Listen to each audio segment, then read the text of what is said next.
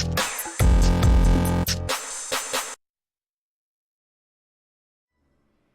Eagle fans, I'm Thomas Mott. Welcome to Philadelphia Eagles Now. It is the weekend, and that means mailbag time. A lot of our subscribers always ask some really good questions, and so we will feature the 6-7 best subscriber-based questions from previous videos this week. Remember, I must be a subscriber to be featured on today's video. Before we start, though, shout out to Dark Eagle. He is our shout-out of the day. Like the video and comment me down below for a shout-out. Gotta like it, too. We're gonna get 1,000 likes on this video. It's the weekend, right? Like the video just because it's the weekend. Come on, you get to hang out, not work. I know we all enjoy that. If you guys want to get a shout-out, though, on Monday's video, like and comment me down below right now.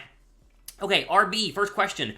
In all caps, very excited about this one. My question is, even if Gannon does good at the end of the season, if better DC is available, do we interview him or keep Gannon despite the great efforts? I mean, if he plays the Eagles defense plays well and Philadelphia wins a lot of games, then you're going to keep Jonathan Gannon. You're going to keep everybody. I mean, I don't really understand this question from a actual standpoint. Like, if they play poorly, then yes, Jonathan Gannon will be let go. But let's just say Philadelphia wins 10 games. Everybody's staying. Like, if the Eagles make it to the postseason, 9 wins and obviously win the NFC East, 10 wins or more, they win the NFC East, they win a playoff game, like, everybody stays. And that includes Nick Sirianni, that includes Jalen Hurts, and yes, that goes ahead and includes Jonathan Gannon. This is, though, the real test for Gannon this year, because last year, he was good at times against bad quarterbacks, bad against good quarterbacks, but you can make the argument that didn't have very good pass rushers, and that the secondary overall, was lackluster, and so his scheme of wanting to rush forward and play coverage didn't work very well. Well, this year, he has elite pass rushers, like 6 of them. I mean, really, really good players on the defensive line.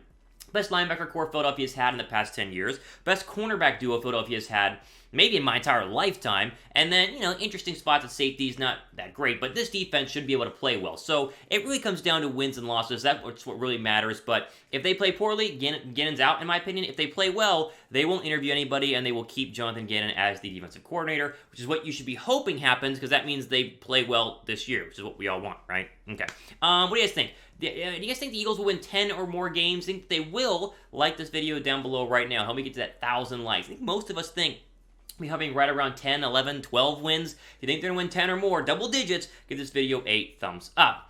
Okay, let's see this. Aaron Elliott says, hashtag Eagles, theoretically, say we win the division next year, like 11 or so wins, get the 3 or 4 seed, and we win 1 playoff game, think the Eagles will move on from Hurts? No, not at all. I mean, literally not at all. I just mentioned it. Like, Jalen Hurts, like everybody else's future, is based on his performance this season. And if they win 11 games, and then, win the first round of the playoffs, and then lose to Brady in the divisional round, or they lose to Rodgers in the divisional round, and it's close and competitive, we're going to sing the song, the hero's song of Jalen Hurts. He'll be welcome back to Philadelphia, a conquering hero, because, again, still in a rookie deal, and he's going into year, 3 as a starter in 2023? Because, of course, his rookie year doesn't count because he didn't start till the very end of the season. If he does what you say, we are going to have a fun season overall, and I mean a very, very, very, very fun season. So I think he's going to be just fine. Now, in terms of Hurts, in terms of what we think in terms of stats, we talked about this a little bit later on in the video, at least we will. I think he's going to throw for 25-plus touchdowns. I think we're looking at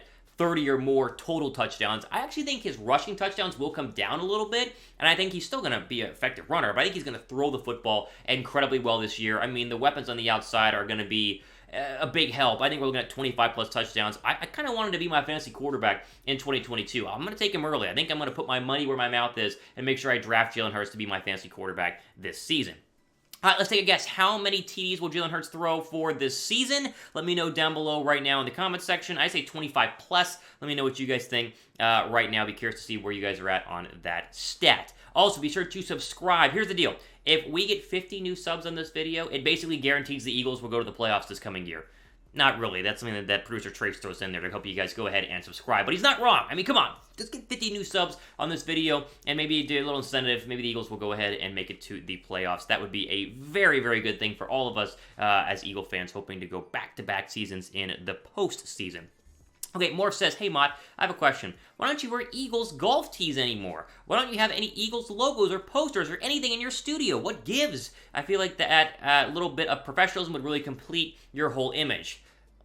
Well, I just don't want to put on the golf tee. Like, I just like wearing my t-shirts. Try to be casual, right? I mean, it don't want to be super, buttoned up and reporter style. It's casual. We're just talking. We're hanging out. Plus, you guys don't normally get to see, but right now, you can see I do have Eagles gear behind me. You see the Devontae Smith picture? It's dead center over my desk alongside Rafa Nadal and Rory McIlroy. You see the Eagles Super Bowl banner over here, over my left shoulder? It's all there. You just don't see it because we, boom, bring everything in, as you see here. That way it's a better, screen crop of my face. So, sorry you don't get to see the Eagle gear that is in my home studio. But it is there. We just don't want to do a super zoomed out look because it doesn't look as good. Because then you're like way back there and you get all distracted. But they're there. Trust me. I always get this. I don't know why people always want to come up and say, I'm not an Eagles fan because I, have hosted radio shows covering the Atlanta Falcons in Atlanta, Falcons post-game show is something that I've done in my career, covered the 49ers for Chat Sports, the Steelers for Chat Sports, the Falcons for Chat Sports. Like, oh, how can you not be a true Eagles fan? Guys, I can cover multiple teams. I'm talented like that. Like, I'm going to pat myself on the back. I'm able to do that. It's not that hard. Like, you can be an NFL fan and still cover other football teams. Be an Eagles fan and cover other football teams. Now, I wouldn't want to cover the Cowboys because I'm an Eagles fan. I'd be way too unbiased. But I can easily cover the Atlanta Falcons or cover other teams and be unbiased towards them because I'm just telling you the news and rumors and my opinion of them. But when it comes down to it, I'm an Eagles fan, and I don't know why that's always brought up, but I am. I'm allowed to work and make money covering other teams as well, so it's that simple. Okay, what age did you guys start watching the Philadelphia Eagles? I started when I was like 3 or 4. I posted a picture of myself on Twitter, @real Thomas Mott, of my first Eagles Christmas. I got a bunch of Eagle hat, Eagle t-shirt. It was great. What year did you guys start watching the Eagles? Let me know down below right now. Now, I'm rocking my Devontae Smith jersey, which my roommates got for me this past Christmas. Pumped to wear this. My favorite number growing up was 6, so the fact that he wears 6, he's like my favorite player on the Eagles right now. But if you want to get a fresh A.J. Brown jersey, the other great receiver on our team, link is on your screen right now and down below in the description box. Chatsports.com/A.J. Brown is the link that you need because that, of course, will get you the official. I mean, this is the official, like, Nike, real deal stuff. This is not the cheap, miscolored or weird stitching like that you get overseas for cheaper. This is the real deal stuff. You get the same exact jersey except for with an 11 and Brown on the back. So go ahead and pick yours up. Chatsports.com/A.J. Brown. Matthew Kreisman, how many yards, touchdowns do you think the top skill position players will get for the season? Quarterback, running back, wide receiver, tight end, stat prediction. I might do a full video on this, but I'll just go quickly here in terms of touchdowns for these 4 positions. Quarterback, I mentioned earlier, I think 25 total passing touchdowns, and then you're going to get 32 total touchdowns, meaning he's going to have some rushing touchdowns added in there, 25 up to 232. I think 30 plus is where we're going to be, at least for Jalen Hurts in terms of total touchdowns. I'm expecting big things from him.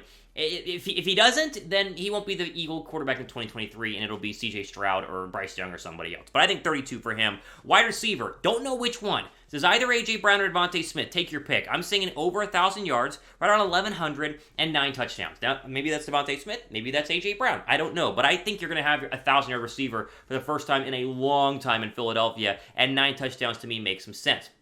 Running back's a tricky one here.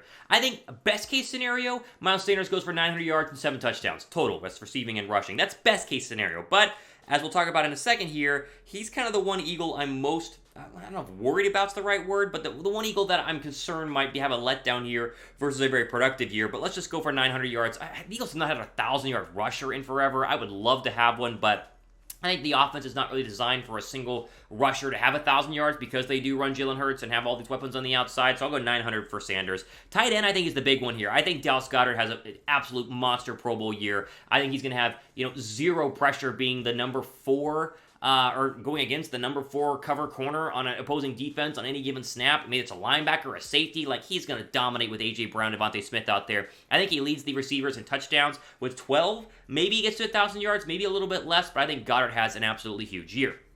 Okay, let's go ahead and wrap up with this one. For real says, which Eagles do you think could be the biggest disappointments in 2022? I just kind of hinted at it. I think Miles Sanders could be. Now, I'm a huge Miles Sanders guy. You guys know that. I defend Miles Sanders all the time. And I think Philadelphia showed you during the draft that they believe in Miles Sanders, too, because they didn't draft anybody this year, or really didn't add anybody to, compete with him. Kennedy Brooks, undrafted free agent out of Oklahoma, and Sanders is clearly their guy. But I just think that Sanders has been disappointing due to injuries, and if he has another season like that, then it could go from me hoping he has 900 yards to him having, what he did this past year, 754, less than 150 touches and 0 touchdowns. Like, he needs to have a big year, and we are expecting him to have a big year, but I would not be surprised if he's the biggest disappointment on this offense, because I don't see Smith being disappointing, to me, Goddard being disappointing, A.J. Brown being disappointing. I think Sanders is kind of your main guy there, which if that happened, then you got to really, really lean into a Kenny Gainwell and hope that Gainwell is going to go ahead and be the guy that picks up the slack, or maybe Kennedy Brooks or Boston Scott. Who knows? They got plenty of running backs if Miles Sanders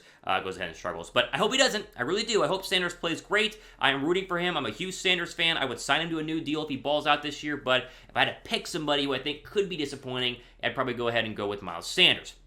Okay, we'll end on this. Which player on the Eagles will be the biggest disappointment in 2022? I'd go Anthony Harris on defense, but probably my other choice there, but I don't know. Let me know what you guys think down below right now as we wrap up today's video.